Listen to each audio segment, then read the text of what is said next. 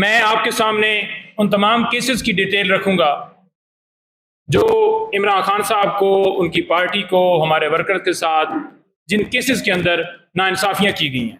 Number 1،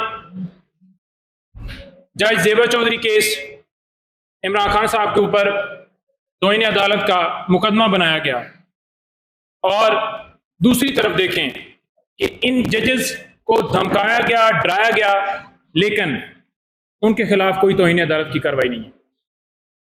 number 2، وزیر آباد عمران خان صاحب کے اوپر قاتلانہ حملہ ہوا، ان کی کوئی ایف آئی آر درج نہیں ہوئی، نہ ہی سو موٹو لیا گیا۔ اس کے لیے ہم نے جا کر رجوع کیا، لیکن اس کے باوجود سو موٹو نہیں لیا گیا۔ یہاں پر F9 پارک میں کوئی درخت کاٹے جائیں تو اس کے اوپر 100 موٹو لے لیا جاتا ہے۔ نمبر 3، توشہ خانہ کیس، بار بار جج ہمایوں دلاور کو ریمانڈ کیا گیا، حالانکہ اس جج کے اوپر عمران خان صاحب کی طرف سے عدم اعتماد کیا جا چکا تھا، اور وہ جج ہمایوں دلاور صاحب وہ بار بار اسی طرح کا فیصلہ دیتے تھے، سیم نوعیت کے فیصلے دینے کے باوجود ان کے پاس کیس سارے بھجوانا یہ آپ کے سامنے ہے۔ اس کے ساتھ ساتھ عمران خان صاحب کے وارنٹ گرفتاری جاری کیے گئے، 26 گھنٹے آپریشن ان کے گھر میں کیا گیا، اور چیف جسٹس صاحب 26 گھنٹے خاموش رہے۔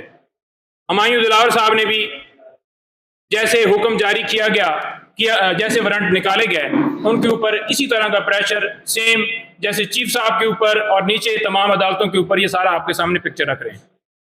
اس کے علاوہ 28 مارچ جوڈیشل کمپلیکس عمران خان صاحب کی پیشی کے اوپر، خان صاحب کے اوپر، تمام ورکرز کے اوپر، خان صاحب کے اوپر حملہ ہوا اور تمام ورکرز کے اوپر لاٹھی چارج کیا گیا، اور بجائے یہ کہ جنہوں نے حملہ کیا ان کے خلاف کارروائی ہوتی، الٹا عمران خان صاحب اور تمام پاکستان تحریک انصاف کے کارکنوں کے اوپر مقدمے بنا دیے گئے۔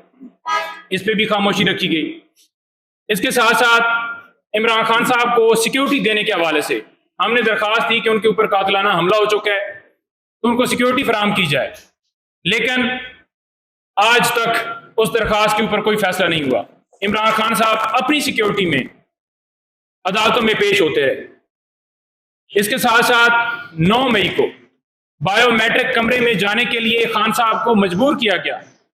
ہم بار بار کہتے رہے کہ ان کی ٹانگ شدید زخمی ہے، ان کے اوپر قاتلانہ حملہ ہوا ہے، لیکن جان بوجھ کر ادھر بھجوایا گیا کیونکہ وہاں پر رینجر سے یہ اغوا کروانا تھا۔